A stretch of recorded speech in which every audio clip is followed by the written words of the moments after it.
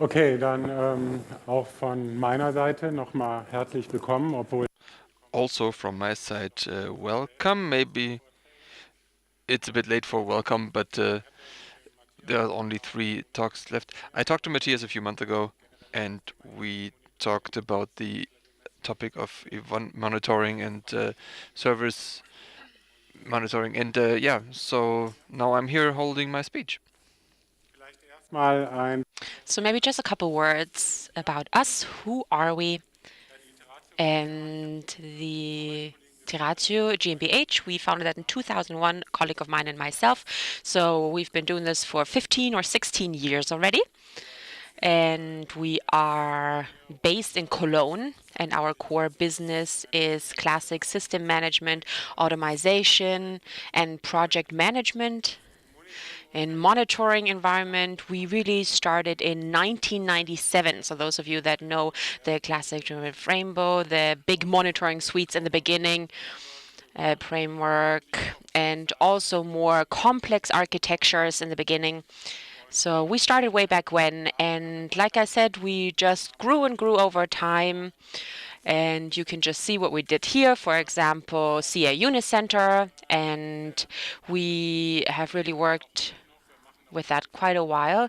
We still do umbrella management systems in that environment, Netcom Omnibus or VMC TrueSibe, for example, management systems like that.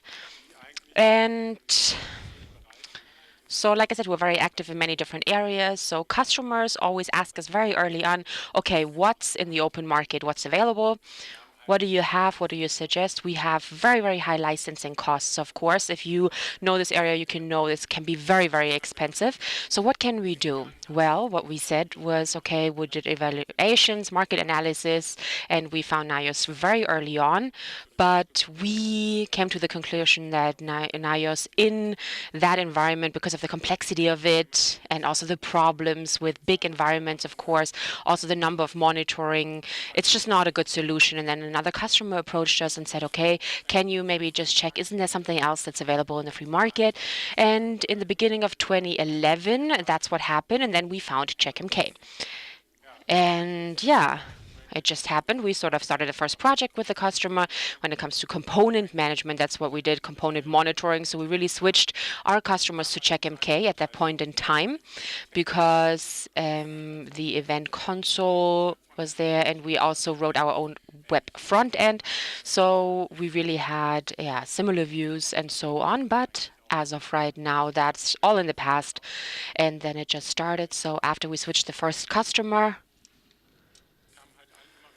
so more and more customers came in, and we can just say that we are at a point now that all our customers and also many other customers are now, for the whole area of infrastructure monitoring and also application and things like that. So all that is now covered by CheckMK for almost all our customers. So like I said, there are some customers that, like other things in end-to-end monitoring, they have proprietary systems, especially when it comes to CheckMK. Maybe they also have an umbrella management system on top of that, where other monitors and tools are also included, end-to-end monitoring tools, maybe a network management or something like that. So of course, we still deal with that as well, but in that situation as well, it's not as many anymore. So for the past year or two, we really always have the same customers who wanted us to really see what's available in the free market, especially when it comes to monitoring. We very often get the question, okay, how about end-to-end monitoring? So we have some specific requirements in terms of end-to-end monitoring, and we have some end-to-end monitoring tools that we are using. We have some that we used in the past, and we're still using some. And in addition to that, we also have very high licensing costs, and that's why we have some questions, okay, how about the free market? And that's really how it all started, and I would like to tell you a little bit more about that. So what's available? What kind of alternatives are there? What kind of areas in terms of end-to-end monitoring are there? And I would just like to tell you a little bit about what is end-to-end monitoring and what kind of end-to-end monitoring is available and what isn't it. So primarily, who are the addressees for end-to-end monitoring? So who needs it? Or does anybody really need it? So the question is always everybody wants it, and you don't even know, okay, how am I going to handle that, or what do I need it for? So if you then introduce it, the question is always, okay, do I need it or not? That needs to be considered. Okay, then let's have a look at a couple of free tools that are available, or tools that we are mainly using for customers, or that we have used. We're going to have a live look as well. So we have a differentiation here. We have web monitoring and also based end-to-end monitoring. And then we also have the combination. Okay, what is it like with web and GUI applications if I want to monitor them combined? Okay, so the whole term of end-to-end monitoring really includes quite a bit. So you can hear that all the time, end-to-end monitoring. We have active end-to-end monitoring. We also have some other things, transaction monitoring, for example, and real user monitoring, response measurement, passive end-to-end monitoring, and so on. And also another thing that is also said is FLA monitoring. SLA monitoring really doesn't have anything to do with it, though, but the end-to-end monitoring can really be the basis of SLA monitoring. However, it doesn't necessarily need to be. And SLA monitoring is really an extra topic, but still it is mentioned in this context quite a bit. So I would like to differentiate here. There are two types of end-to-end monitoring. So we have active and also passive end-to-end monitoring. Active end-to-end monitoring is the end user.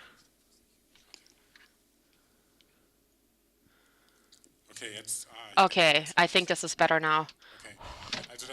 Okay, so the active end-to-end monitoring, what we do here is that the end user is really simulated. So you have a robot that is running on your client, or you have a piece of software or whatever that's on your client, and that then accesses applications and really simulates over and over again on a regular basis the user and their actions. So the whole thing can then be compared to the passive end-to-end monitoring, and you can do that 24/7. When it comes to passive end-to-end monitoring, you don't have a robot that does anything, but instead of that, you might have a piece of software that really does real user actions. It analyzes them, and it really has incoming connections, or also just scheduling. If you have a proxy in your network, for example, that then measures transactions, there are just different methods of doing that. And in addition to that, I also have measurements only at that point in time when the user is active, but then I have a lot of them. And I really don't have that for active end-to-end monitoring. So I might have 4, 6, 7, or 8 of them where there's always the same transactions going on. And of course, I can use that as a basis of my measurements. And when it comes to passive end-to-end monitoring, like I said, as soon as the users are working and I had some proxies or whatever, or some kind of software that was on, I have lots of different measurements that I can use. So today I would like to focus on active end-to-end monitoring, because that is really where there are some tools that are very, very good that you can use, and passive end-to-end monitoring, that is something that we're just going to exclude for now.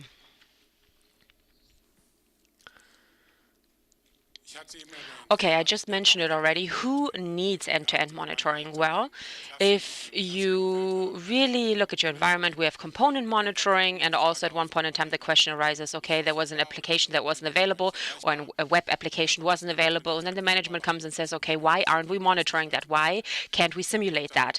And then you just go there and you say, okay, I'm going to start end-to-end monitoring, and then of course that is really, really good, but the question is, okay, who am I going to tell about that? Where is the error?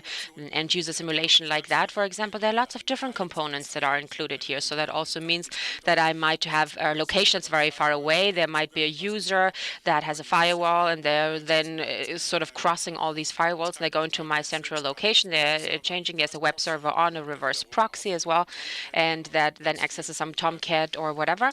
And after that, there's a database. So that means if my end-to-end application is working, then of course that can have many, many reasons. So if that gives me a notification, that can have many reasons as well. It can be interesting for the application owner, the person who is in a big company and is responsible for the application. So customer care center, the help desk really. So before 100 customer call, I might have the opportunity to really say, okay, there's a problem with this application. It can be resolved before that happens. And of course, also they can track these problems. But the database team, if the application is not running, we know that they just say, okay, everything's great here, everything's great there. But how do you deal with that?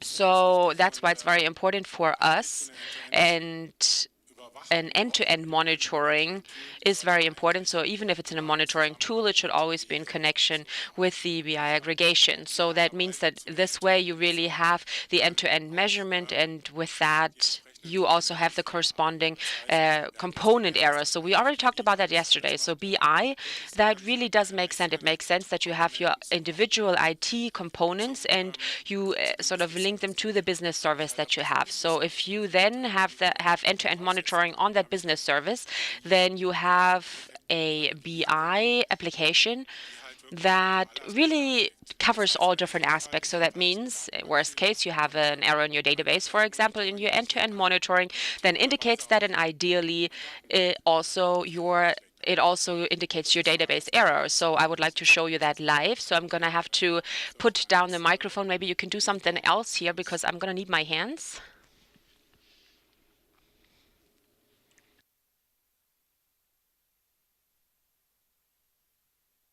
Can you still hear me? Is that okay? Do we have a different microphone maybe? I think it should work. Okay, let's just try. Okay, so we have an example right here in our company. We have evaluated some help desks because the help desk software was something we wanted to change, and one of the possible solutions was Tamat. And right before this conference, I just prepared this, and there's a help desk, as you can see. So we have that Tamat help desk, and this is just a situation like that. So we have this end-to-end simulation right here, and in our case, it's what you see right here, and then also we have the individual components right here. So I think you can see that right here. And let's just use the Tamat server.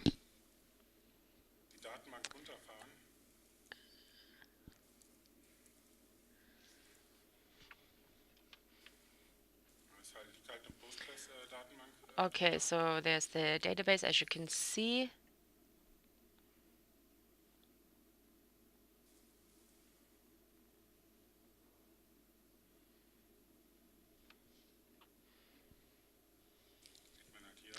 Okay, so I'm just going to do that so we don't have to wait so long. So what you see here is that the Windows client, so the browser is accessed, and it's then on the end-to-end measurement. Of course, that's disrupted, and ideally, I then have my end-to-end measurement right here. There's a failure, though. And next time they are running what you see here, you also have the appropriate Postgres. So the Postgres notification, that is something that I need because I can then give that to the database team. And the end-to-end one really doesn't, well, it's definitely necessary. It's also good for the management, so they can track it as well, and they can just track, okay, there's a problem. So the first addressee in this context is the user help desk, the application owner, the management, whoever needs it. And it definitely does make sense if you combine that with the classic component monitoring.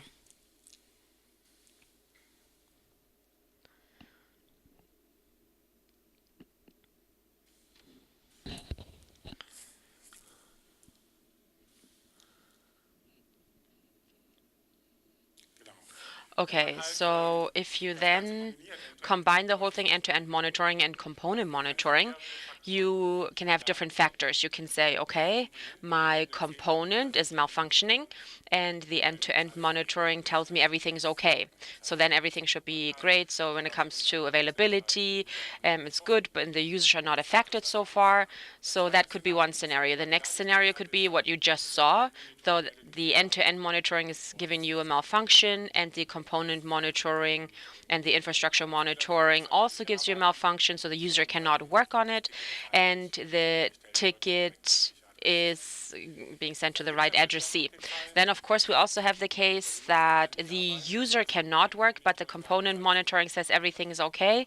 So what's the cause? So usually what happened is, and that's also a good measure in terms of quality management. So if I have a case like that, and maybe I just have a lag in my monitoring in terms of components, and that's when you have to check, okay, why is that the case, and can I monitor it more closely? So this is really for quality management, quality assurance. That's very good for classic component monitoring. So the next addressee for us for end-to-end monitoring is the management. So that means we have service management or management in general. So on a regular basis, they would then go to the customers or the heads of departments or whoever. They're just going to tell them, okay, what are our services and what's the availability? So that's sort of like SLA reporting. So that means I have regular measures of end users and I'm simulating them, and that's the basis for us. So at the end of the month, for example, we can say, okay, this is our report, this was our analysis. And the whole thing can, of course, also be done with the BI aggregation. You can combine that.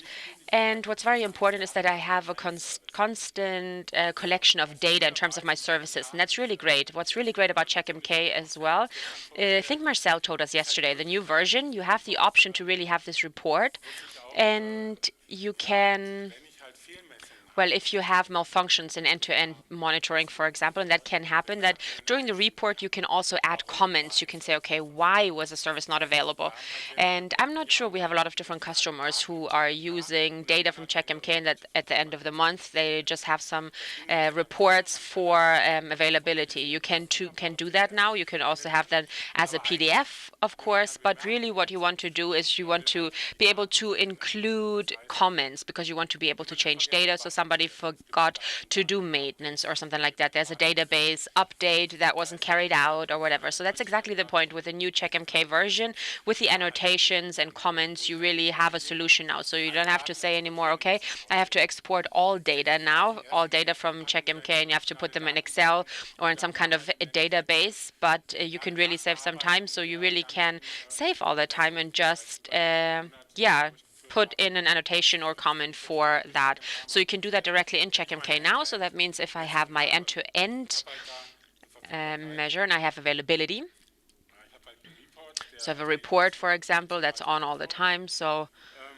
I just prepared one already. So again, this is my status, and I can just see, okay, what is going on. So the system wasn't on all the time. It wasn't working all the time.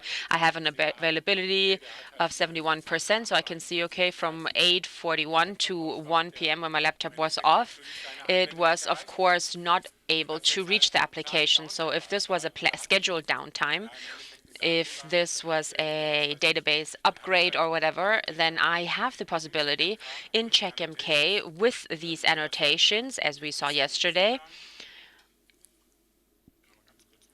I'm just going to go back to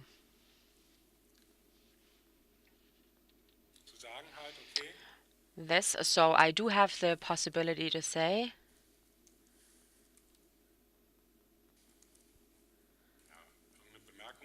I can just write an annotation in, and I can just say whatever. So I can just say, okay, this was a scheduled downtime, and that's then also going to be part of the report. So that means in the past, what we had to do is that we really had to do the live status from all the remote monitoring sites and then put it in databases and then really just work on it later on using some reporting tool. And I can just do all that in CheckMK now. And that's very positive. Also, my reports, before they're sent to the customers or the clients, I can just use them and then just put in annotations. So whether or not it's better availability or not, or if it really was a problem, I can have certain annotations here. I think that's a very big advantage for different customers. You don't need a third-party tool anymore in order to really have anything about downtime. So for service management, that is very good. Okay, so that's all I wanted to say about addressees.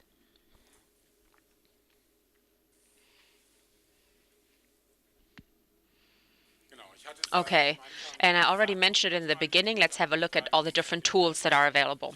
So just before this conference, I just Googled it, and it really is crazy. End-to-end monitoring tools are really popping up everywhere. There's a new one every week, and not only in the free market, in the proprietary environment, there are lots of them as well. There's lots of them that are doing end-to-end monitoring as well.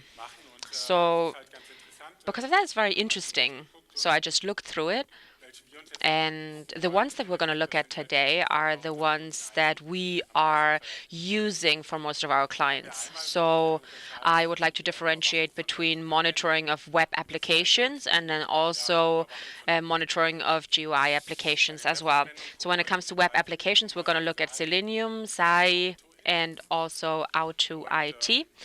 And for the GUI applications, we're going to differentiate between Autoit and Sikuli. So I would also like to say something about CheckMK as well. They are also, well, they should be included here probably. And check HTTP, I don't think I need to tell you a lot about that because everybody's familiar with that anyways. So somebody's always monitoring some kind of website with that, and it can access a website. It also works with redirect as well. It evaluates the HTTP status code, and within this website you can look for specific strings, and I can also measure times, for example, how long it took to access the website. You can monitor certificates and things like that. That also works with simple authentications and also post authentications. Of course, that always a little bit more work, but you can still make it work. And overall, I can just access a simple website, and if I'm lucky, I can then also get authenticity, but it's not a real end-to-end simulation that is taking place. And the next tool that you can use in this context is CheckMK. I think most of you probably know that as well. Who's using that? So there are some of you that are using it, as I can tell. So overall, this is a tool for the automated testing of web applications on a protocol basis. So I have the possibility for different steps to just set specials, and the whole thing is then in the configuration file. And of course, that works very well with HTTP, HTTPS, and so on. And I have the possibility to really measure the whole time and timeout if necessary, and then also the individual steps. And the whole thing is then done with CheckMK or OMD. Okay, so what can WebInject not do? It cannot do GUI, it cannot do JavaScript. So if I have a lot of JavaScripts there, then it's just not going to work. So anything that's in the browser, it's just not able to handle that. So talking about other things that they can do, they don't do automatic redirects. So that means you just use a cookie, do the authentication, and then the page that you want to end up with, you manually have to track that and then also access the next page. So that means you have the individual website. So after authentication, you have to evaluate it, you have to access them, and then you can say, okay, so what's supposed to look like, and what do I want to do there? You can look for specific strings, HTTP return codes, you can monitor those. And you can define the whole thing. So I have a quick example for that as well. So what's very important when it comes to CheckMK overall, I don't have a recorder either. So nothing's recorded as it is the case for the other ones that I'm going to show you later. Okay, so if you really have this post request and you want to have the user password authentication, then it's not always the user, but the websites, for example, are then doing the post request, and they give you a lot more than that. And of course, that can also sometimes be a little bit tricky.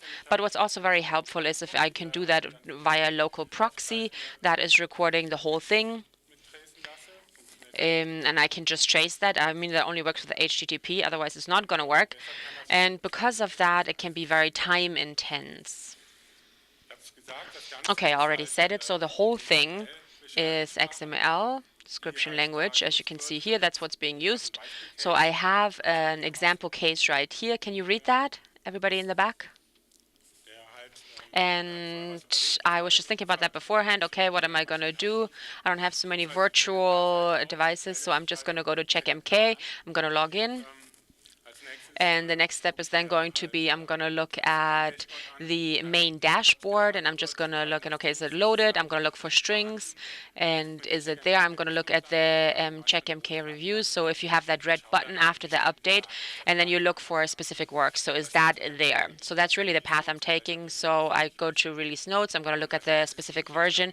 And the next thing is I'm going to look for works. That means so I'm going to really put a specific works into search, and then I'm going to log out, and overall I'm gonna then end up at the login page. So those are several test cases that are going on, and for these cases what you have this ID right here. You have a description of what it is. You have the method you're using, you have the URL, and that is also something that you can declare a little bit further up. And then you also have the warning critical label as it is seen in CheckMK, and then also the error message if it wasn't successful. And CheckMK, if you use CheckMK, this is what it looks like. So like I said, it's checking its own site right now. So what you see here, you have this web inject again. So this is a classic active NIOS check that is integrated in CheckMK.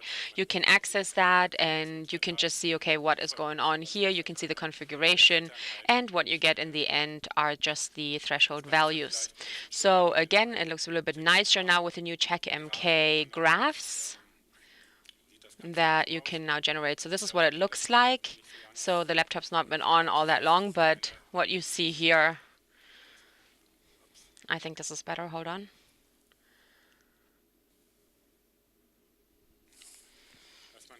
Okay, so what you can do is, okay, you can see the duration, you can see, okay, there was a problem when I was logging in, and then you really have a constant measurement of what is going on, what's the web application doing.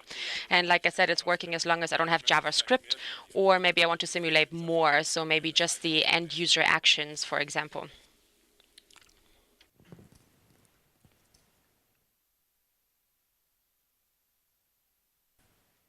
Genau. So the first application that I want to present to you today that we have already seen in the past and we have made many end-to-end simulations with in the past is Selenium. Who of you uses Selenium? Ah, yeah, okay, it's a few. I know some of you guys who use it. It is a open source tool for controlling browsers, basically. So the core component is the WebDriver that is behind it. There's a very large community. It's an old, obsolete, an old and experienced project that is still being cared for nicely. I really like working with it. It works pretty much on every platform out there. There is this WebDriver that exists for so many browsers, and you can record the tests with some sort of Firefox idea, and then you can also export it into several languages, and this is always a great basis to work with. This works really well. So I can pick the scripting language of my choice and go through with it. It also works headless with PhantomJS. What is one point of critique that for identification of the objects in the website, you do require the XPath objects.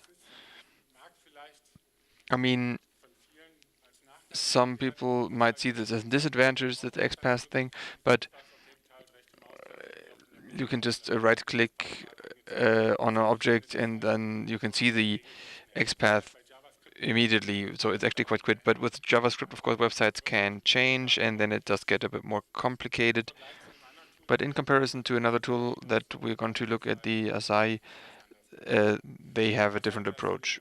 But what Selenium does not do is that it can never tell when is a page completely loaded. In times of information where the content is rendered in the browser, HTTP status code is something that is not like if the page comes back with 200, it's still not loaded fully. I mean, still many things can happen. And this is something that you have to backtrack, but that works.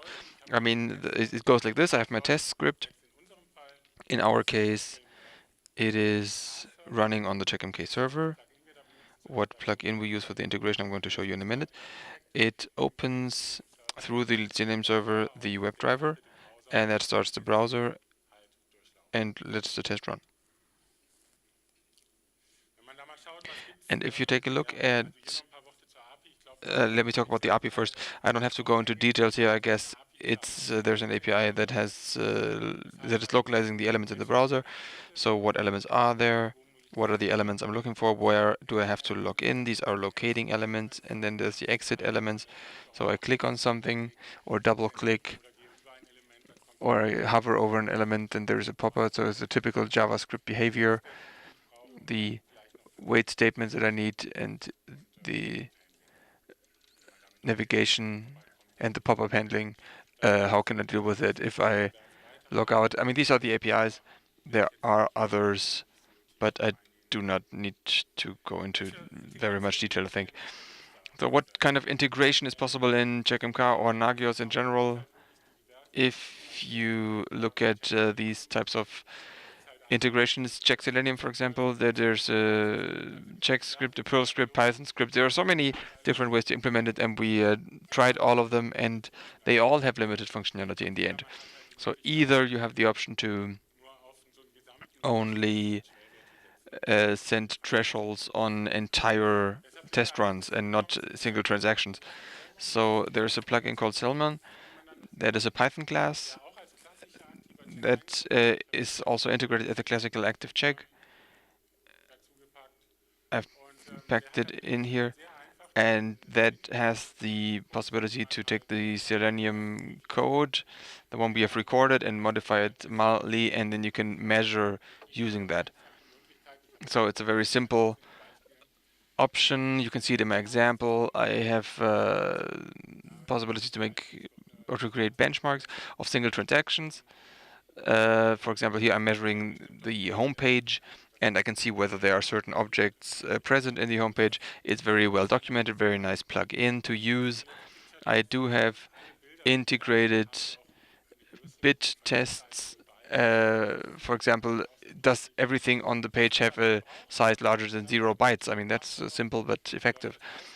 So on my CheckMK server, the Python script is running. It connects to the Selenium server, and then that opens the WebDriver and starts on one or X clients that I have out there the end-to-end transaction. So how does that actually look?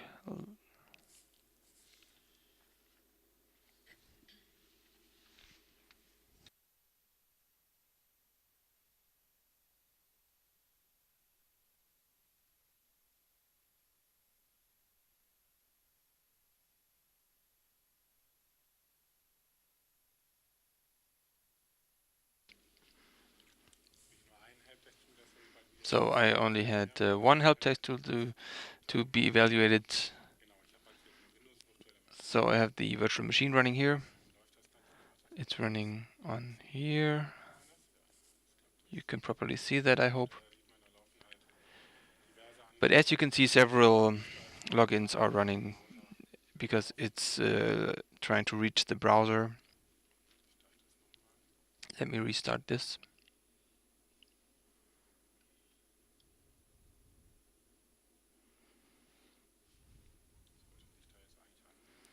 It is meant to log in right now.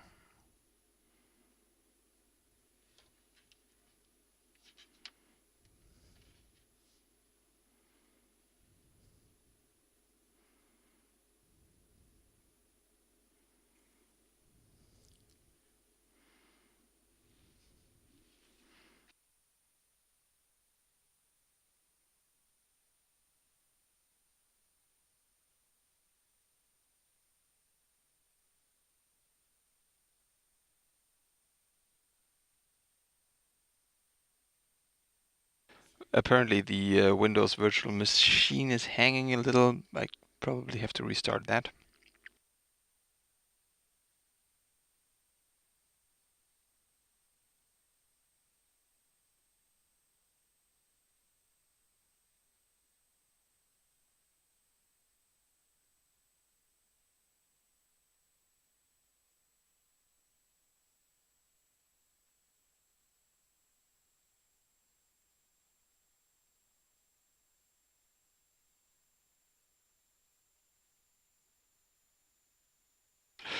So I have 4 VMs running right now. Maybe that is one source of the problem. In the end, it's just a browser run. I mean, it logs into the browser, as we have seen with the other instance. Then it runs through all the transactions. So looking for a ticket, looking for a customer, as I did in the other field.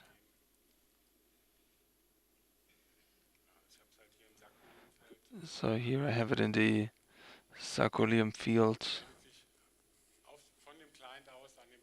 So from the client, it logs into the browser, is searching for the ticket, then it's searching for a customer, and then it's measuring all the times that accumulate.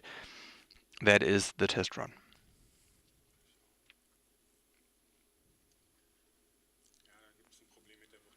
Yeah, I do have a problem with the virtual machine. Otherwise, the other test cases would be running here. What I want to show still. I mean, Selenium is very strong on this. I have many exceptions that I can pick up and let it run through. A tool that is probably in recent days increasingly coming into the market is Sai. It's another browser-based tool that does transaction measurement. It's also open source. That's Sai OS. There's also a pro version that has a lot more functionality. In the end, the heart of Sahi is the Sahi proxy, which allows me to also create recordings.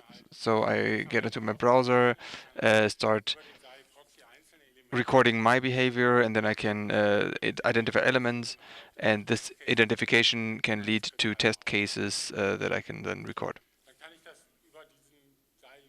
Then through the Sahi proxy, I can also play that or do a playback of that. And what many see as an advantage is that the Sahi proxy is identifying objects in the browser and how it does it. So it doesn't use XPath other than Selenium, but it does an identification search for objects under or next to or near to object. It's quite useful and simplifies the whole thing very much. What Sahi also does in comparison to Selenium, it does knows when the website is completely loaded. So I do not have to set implicit or explicit wait takes onto objects. It just notices if or when JavaScript is loaded in the browser. We're gonna see that. So when we do a test case with Sahi, it does take a little bit longer than with Selenium or with Autoit. It does take a little bit longer, but it's very steady. So it's a very nice product. There are also many integrations into CheckMK that can be used. About the API, Sahi is very similar to Selenium, also an accessor API, which is the foundation for the action API. So I identify my objects in the browser. There's a link, there's a logon field, a password field, and I enter some text and I log into a website and I open the next link and perform a search. It has an accessor API, an action API, and of course a check API. So I do check whether a certain image exists, a text exists, and these are beautiful test cases I can create. So let's see whether the Sahi test case works a bit better than the Selenium one. This is running over a Linux server client.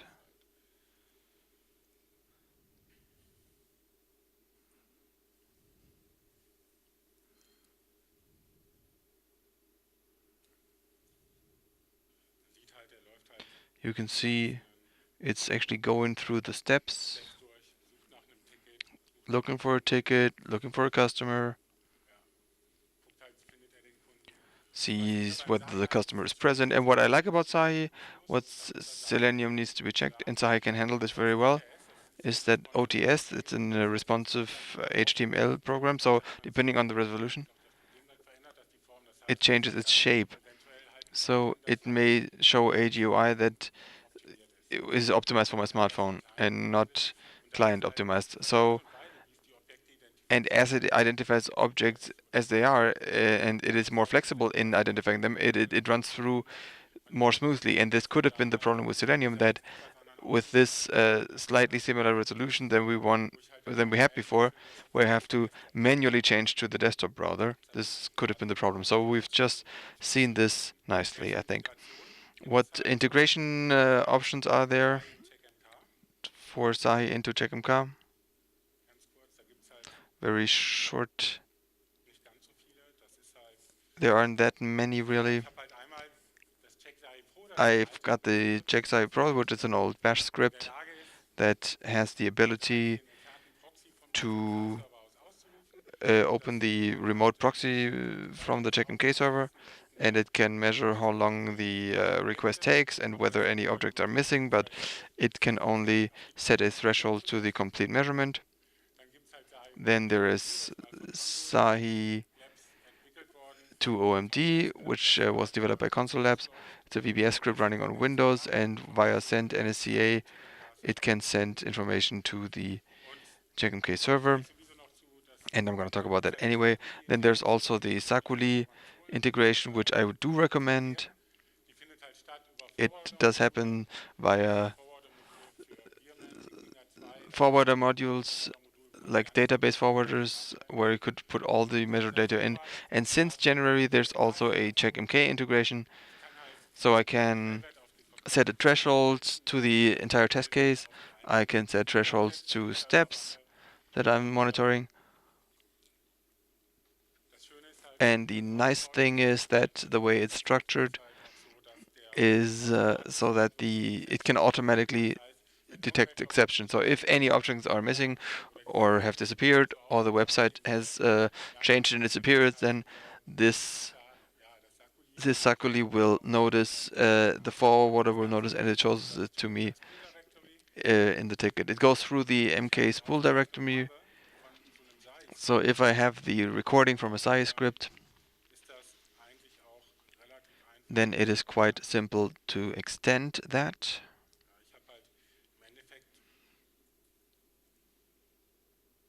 In the end, I do have certain actions I can perform.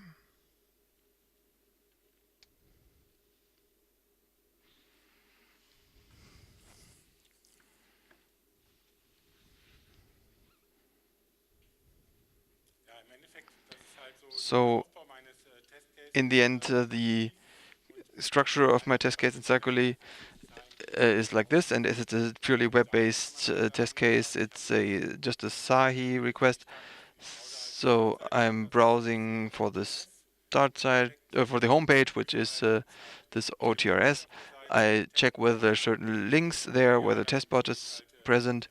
If so, I enter the login information, click on submit and log in.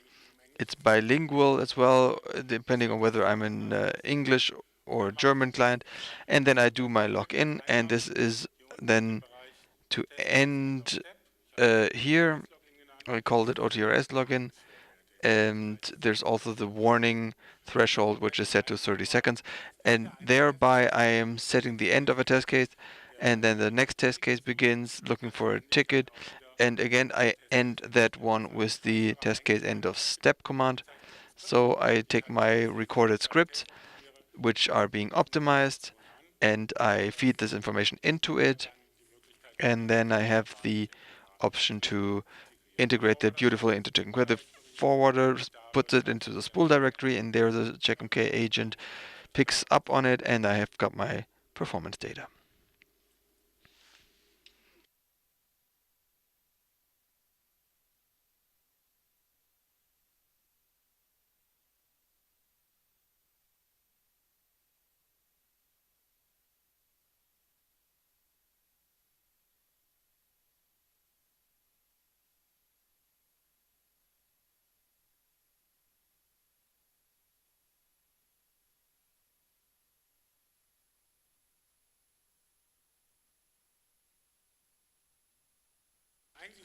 Something that is very rarely used, but what many customers actually use is the Autoit. Who of you uses Autoit for end-to-end simulations? What Autoit can do very well is working with Internet Explorer and test web applications. And it doesn't have to run open, so it can run into a locked screen and in a user login because it runs on the Internet Explorer API. Because it's a tool that automatically logs into or works in Windows. I can start several GUIs in Windows. I can look for open windows. I can actually use the mouse, which I shouldn't. I should rather use the keyboard. I can do a proper end-to-end simulations like this. But what I can also do with it is get web information and do a proper web test. And many customers actually use that, and it can also be integrated similarly into CheckMK through the two spool files. You just write Autoit code or do a little recording. It's a basic similar dialect, and in the end, it opens Internet Explorer, and the behavior is exactly the same as with Sahi or Sakuli. I'm gonna try and open my Internet Explorer. Perhaps it works better now. So there's the Autoit test case. It seems to be more robust in its performance. You see, it runs much quicker because I'm only looking at one object, whether it's there. With the SAI test, it takes a little because it's automatically looking at all objects and waiting for them to be loaded. That's a little difference. So code-wise, I'm going to talk about that in a minute. It's a basic similar code in the Autoit environment, but there's integration, which is nice because there's the user-defined function. So Autoit itself is offering extensions for the Internet Explorer and Excel or Word, so I can perform various GUI tests for SQLite, and there's community users that work on it. So there's a Firefox defined function, a Chrome user defined function, and all that works very well, even in a locked screen, which in other cases would not be the case. Right now, there are about 100 user-defined functions. So looking at the tools in comparison, browser support is for all of them. Selenium, Autoit, Sahi is very nice. So I can do simulations on various browsers. I mean, with WebInject, I only have protocol level, no browser. Selenium and Sahi works pretty much on every platform. It works very well. Autoit is a Windows tool, of course, and CheckWebInject is a Perl module. Wherever Perl is installed, it does work. The description language of the product is, with Selenium, it's choosable. I could write it in Java, in any language that I prefer. Usually we use Python because the integration into CheckMK is much easier with the Python library. With Autoit, it is similar to Basic. It's a dialect of Basic. And for Sahi, it is Sahi script, which is a derivative or based on JavaScript. And with CheckWebInject, it's just an XML format.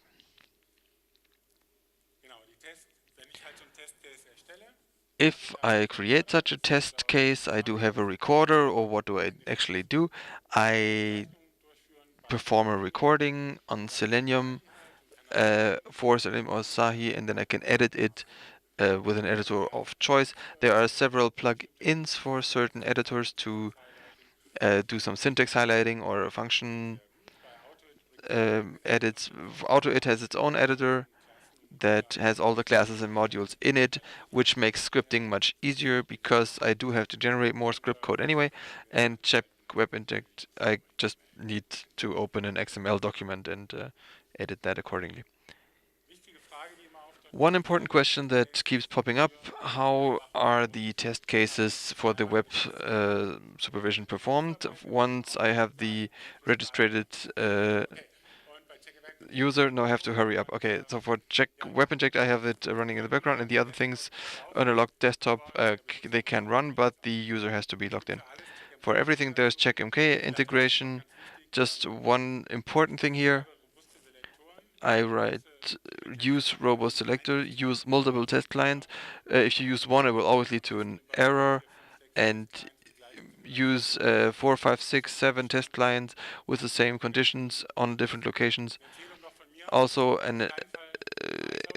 something I would recommend: do not test this with your iCloud. If there's a bot doing the same things, it will notice immediately. But with Xing, you can do it very nicely. You can do this for days. Xing will never notice. It's very nice. With the GUI applications, yes, Matthias, I'm hurrying. There is Seculi as an alternative to Autoit. It's also JavaScript based. Looking at them and comparing them with Autoit, I have methods with which I can check things, and with Seculi, I open something and it does a screenshot comparison. So that's why Seculi can never be running in a closed desktop. It has to be open, and the resolution has to be kept in, and the colors have to match. There are advantages to that if you have a Citrix system, like any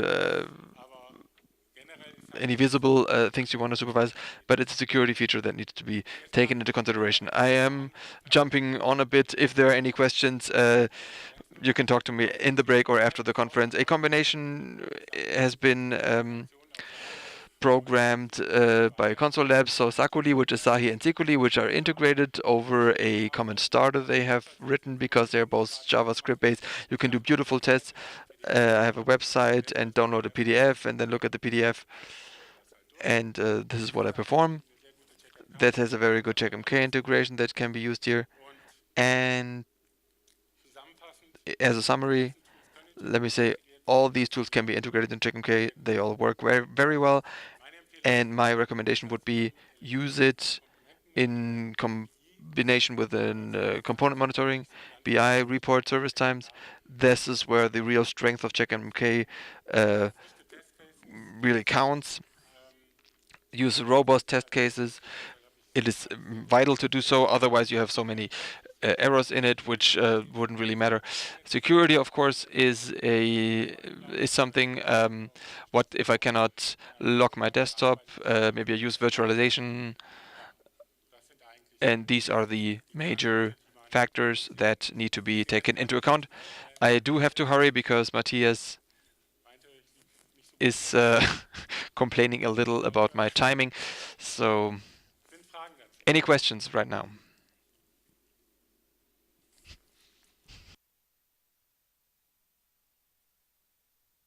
You are very polite, waiting with your questions, and you can ask him directly in the break. Yes, of course, you can approach me. Thank you very much.